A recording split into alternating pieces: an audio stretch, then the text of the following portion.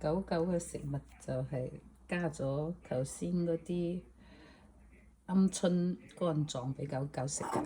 咁樣咧就3隻蝦，我咧就2隻蝦。其實我唔食蝦嘅。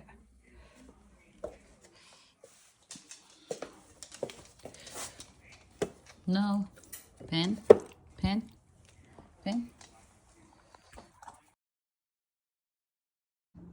將火雞頸啊、拆骨同埋鵪鶉拆骨，淨係肉俾愛麗食。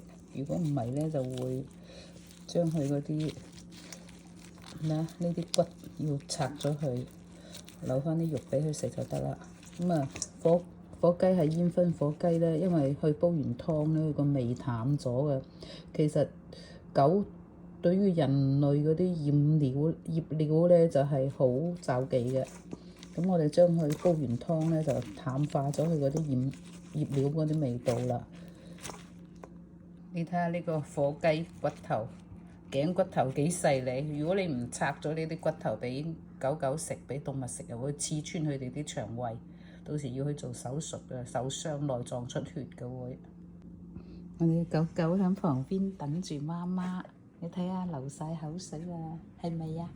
係咪知道媽媽同你講嘢啦？流晒口水咧，